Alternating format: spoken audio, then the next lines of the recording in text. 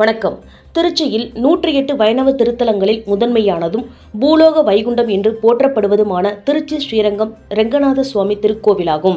இக்கோவிலில் தற்போது நிலவும் எரிவாயு தட்டுப்பாடு காரணமாக பக்தர்களுக்கு வழங்கப்படும் அன்னதானம் விறகு அடுப்பில் சமைக்கும் நிலை ஏற்பட்டுள்ளது. ஸ்ரீரங்கம் கோவிலுக்கு நாள்தோறும் உள்ளூர் பக்தர்கள் மட்டுமின்றி வெளிமாநிலம் மற்றும் வெளிநாடுகளில் இருந்தும் ஆயிரக்கணக்கானோர் வருகை தருகின்றனர். இதில் தினசரி சுமார் 3000 பேருக்கு மேல் கோவில் நிர்வாகம் சார்பில் மதிய அன்னதானம் வழங்கப்பட்டு வருகின்றது. பக்தர்களுக்கு சாதம், சாம்பார், ரசம், மோர், 2 வகை கூட்டு மற்றும் ஊறுகாய் என அறுசுவையான உணவு பரிமாறப்படுகிறது. தற்போது நிலவி வரும் எரிவாயு தட்டுப்பாடு காரணமாக கேஸ் சிலிண்டர்கள் போதிய அளவில் கிடைக்காத சூழல் நிலவுகிறது.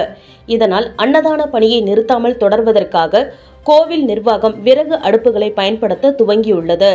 கொரோனா காலத்தில் கூட இத்தகைய சவால்களை சந்திக்கவில்லை. தற்போது அன்னதானம் தடைபட்டு விடுமோ என்ற அச்சமும் மன உளைச்சலும் ஏற்படுகிறது என ஊழியர்கள் கவலை தெரிவிக்கின்றனர். விறகு வாங்குவதிலும் பெரும் சிக்கல் நீடிக்கிறது. 1 வாரத்திற்கு முன்னரே ஆர்டர் கொடுத்தால் மட்டுமே 1 வார கால தாமதத்திற்கு பிறகு விறகு வந்து சேர்கிறது. தற்போது இருப்பு உள்ள விறகு மற்றும் கிடைக்கும் சொற்ப அளவு கேஸ் சிலிண்டர்களை கொண்டு நிலைமை சமாளிக்கப்பட்டு வருகின்றது.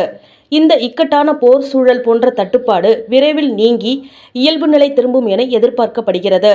எனவே மாவட்ட ஆட்சியர் இந்த விவகாரத்தில் உடனடியாக கவனம் செலுத்தி ஸ்ரீரங்கம் கோவில் அன்னதான திட்டத்திற்கு தேவையான எரிவாயுவை முன்னுரிமை அடிப்படையில் தங்கு தடையின்றி ஒதுக்கி தர வேண்டும் என்று கோவில் நிர்வாகம் மற்றும் பக்தர்கள் சார்பில் கோரிக்கை விடுக்கப்பட்டுள்ளது.